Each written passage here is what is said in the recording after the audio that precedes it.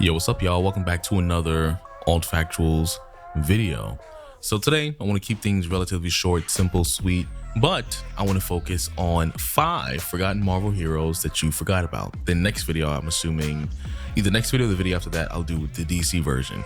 So in this case, 5 forgotten Marvel heroes that you probably either didn't know about or really have just faded into the background. Number 1, Mosaic Morris Sackett.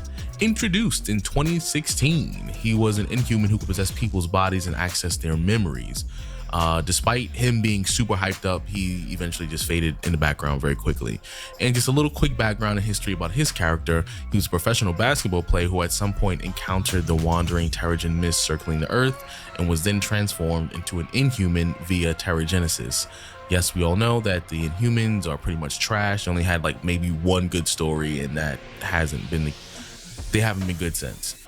Basically, because of his metamorphosis with the Terrigenesis, he no longer possesses a human physical body. He discovered he can enter into other bodies of people, assuming control and becoming something of a kind of like an infiltration specialist, or even a Spectre kind of, I guess, form of infiltration.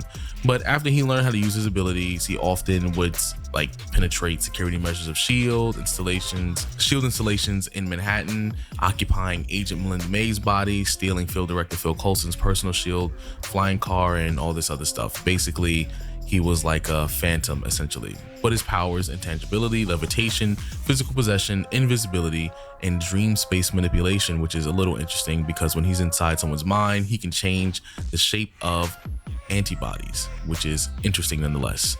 Either way, number 2, Nightthrasher. Nightthrasher, Dwayne Taylor, the armored street level vigilante who founded the New Warriors. He had a dope backstory, but he really hasn't been a major player in the last few years. And of course, you already know I'm going to give you a quick little background just so you can go check things out for yourself, just in case you're interested in these characters. Now, Nightthrasher.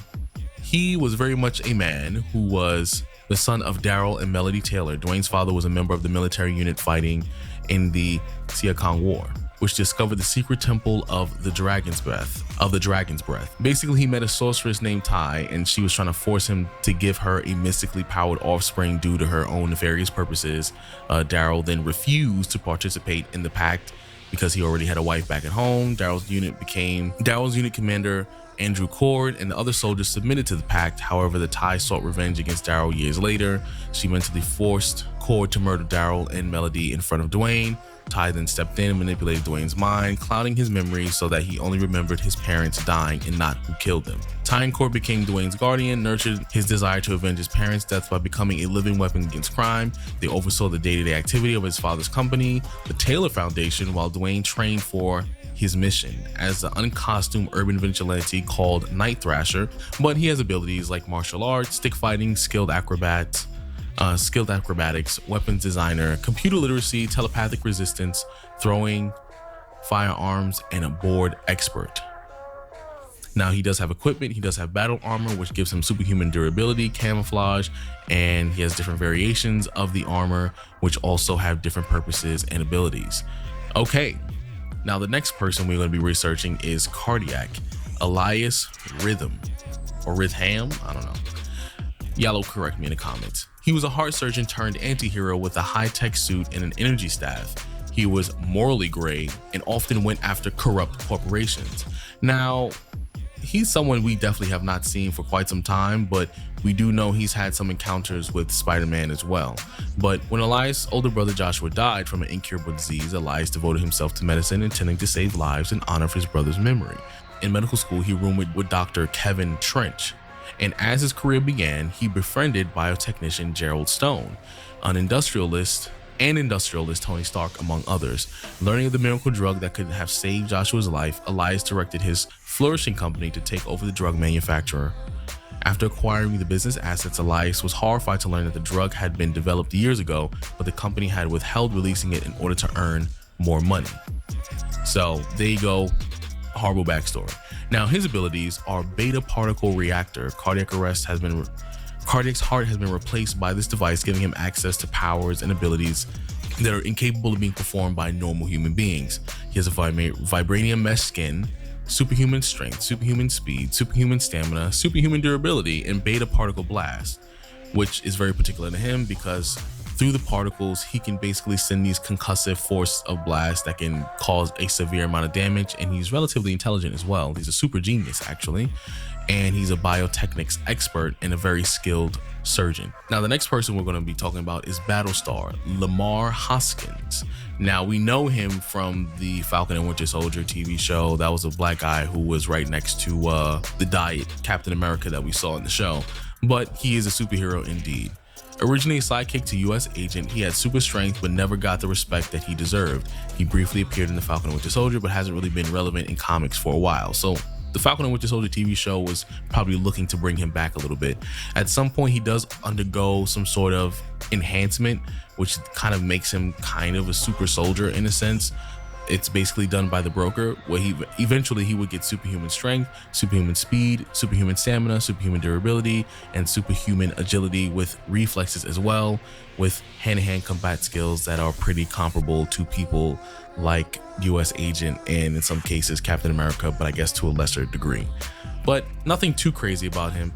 You know, he hasn't really been relevant, and I haven't really at least read any stories where he was the main character or an important character at that. So there you go.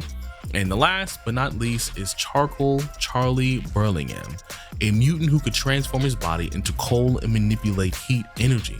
He was part of the Thunderbolts but got erased due to legal disputes. Oh, isn't that lovely when you always get a character and then somehow due to the real world problems, we can't even get access to superheroes just simply due to legal disputes. But either way, a little bit about his backstory is he moved around a great deal and had trouble finding work until he attended a rally of Imperial forces. The elder Burlingame joined the organization and took his son with him. Armin Zola, working in the Imperial forces, discovered that Charlie possesses the genetic potential to develop superhuman powers and facilitated a youngster's transformation into Charcoal, the Burning Man. So you already know he's involved with Hydra, which means particularly it's possible that this can pop up in the MCU as well. Charcoal's form, he can transform into a seemingly completely composed being of charcoal. So he has heat manipulation, he has a carbon form, shape alteration, he can change his size and shape and even stretch his appendages while fighting. He has regeneration, he has flight, superhuman strength, and durability. Now, once again, we haven't seen him too much because even though he did pop up in Marvel Comics at a certain point back in the day, he has not been seen since because of the legal disputes. The first time we saw him was in Thunderbolts number 19 in August 1998, but clearly he had died in Thunderbolts number 56 in September 2001, and he's been dead. So this was just a quick video, so that way we can go over some of 5 forgotten Marvel heroes, all of which who were black. And hopefully you enjoyed a little nice quickie. Pause. That sounded diabolical. But yes, I hope you enjoyed this nice little quick video, and next week we can do DC's variation of it. I appreciate y'all for stopping by today, and I'll holler at y'all later. Peace out.